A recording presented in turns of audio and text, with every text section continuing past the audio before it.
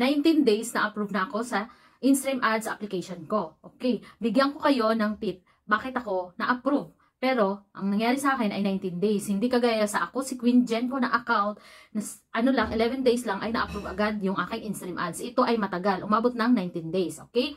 Alright. Bigyan ko kayo ng tip guys para kung sino man yung mga meron ng InStream Ads ay para ma-approve kayo kaagad. Kasi nakita nyo po dito sa akin. Ayan.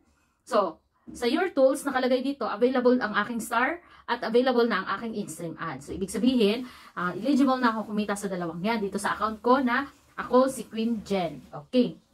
Pero, bago ko po ginawa yan, nung time po na nag-a-apply ako or sinet up ko na yung application sa InStream Ads, ay naglinis ako ng aking account. Ayan. Kung makita niyo po dito sa aking video, dito na nakaslide, ito po yung mga videos ko, live tsaka longer video. Okay? Kasi yan po ay dapat makita ni Mamets na original content mo yan at yung pagkagawa mo ay hindi lumalabag sa kanilang gusto. Okay? Sa kanilang monetization policies para tayo ay ma-approve agad. So, nangyari sa akin po, ayan, nakita ninyo, isa-isa ko yung mga videos ko, nilinis ko talaga para sigurado ako na wala akong magiging problema or magiging dahilan si Mamets na hindi niya ma-approve ang aking application.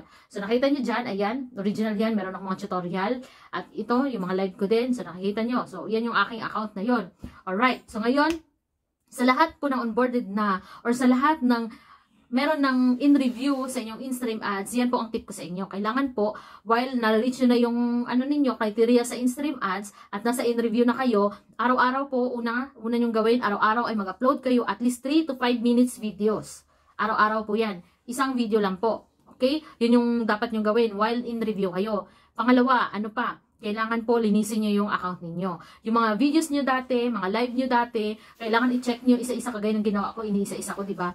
So, dapat, yun yung pangalawa, dapat i-check ninyo ang inyong mga video. Okay? Pangatlo naman, dapat talaga na sundin natin si Mameta kasi useless lang kung nasunod natin yung 1 at 2, kung yung meron siyang mga policy na hindi natin sinunod. Okay? Kasi yun po ay magpapaharang din sa atin. Alright po, yun lang ang aking mabibigay na tips sa inyo at sana nagkaroon kayo ng lesson.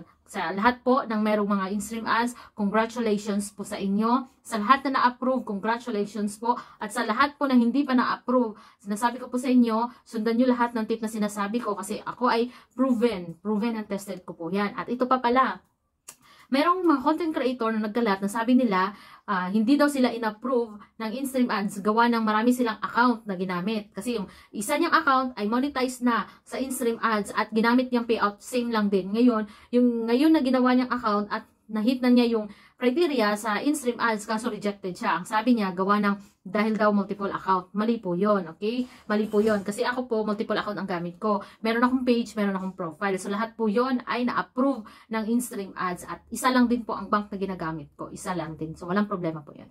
Alright? So, yun lang po. At good luck sa inyo. Love, love!